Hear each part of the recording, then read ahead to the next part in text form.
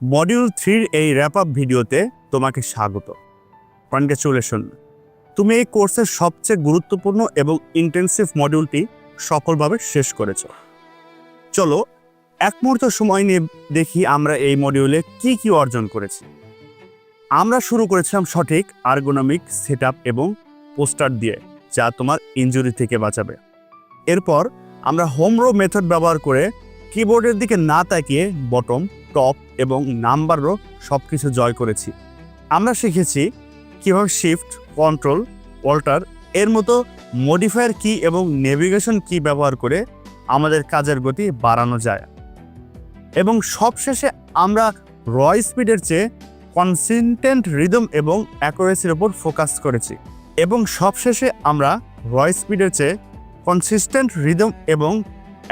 উপর ফোকাস করেছি। কিন্তু এই মডিউলের সবচেয়ে বড় অ্যাচিভমেন্ট কোনো নির্দিষ্ট কি শেখা নয়। তোমার সবচেয়ে বড় অ্যাচিভমেন্ট হলো তুমি টাচ টাইপিংয়ের একটি ইউনিভার্সাল মেথড শিখেছো। তুমি শুধু কোয়ার্টি লেআউট মুখস্থ করনি, তুমি টাইপ করা নামক ভাষাটি গ্রামার শিখে ফেলেছো। এখন তুমি এই গ্রামার ব্যবহার করে যে কোনো নতুন লেআউট, হোক সেটা ডেভোরাক বা কোলমার্ক, অনেক দ্রুত শিখতে পারবে। তোমার আঙুলগুলো এখন জানে কিভাবে হোম রো থেকে রিচ করতে হয়, কিভাবে মডিফায়ার কি ব্যবহার করতে হয়, কিভাবে রিদম বজায় রাখতে হয়।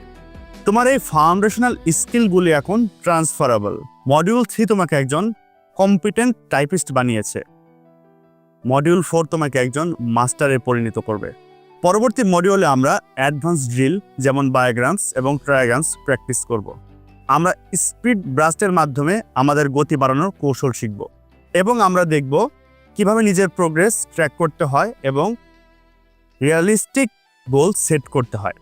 সবশেষে আমরা তোমাকে একটি পার্সোনাল কস্ট বেনিফিট অ্যানালাইসিস করতে সাহায্য করব, যা দিয়ে তুমি সিদ্ধান্ত নিতে পারবে যে তোমার জন্য নতুন কোনো লেআউটে সুইচ করার আসলেই সার্থক হবে কিনা।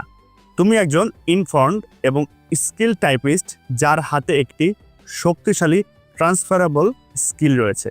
মডিউল 4 এর জন্য প্রস্তুত হও। চলো এই যাত্রার শেষ ধাপে প্রবেশ করা যাক।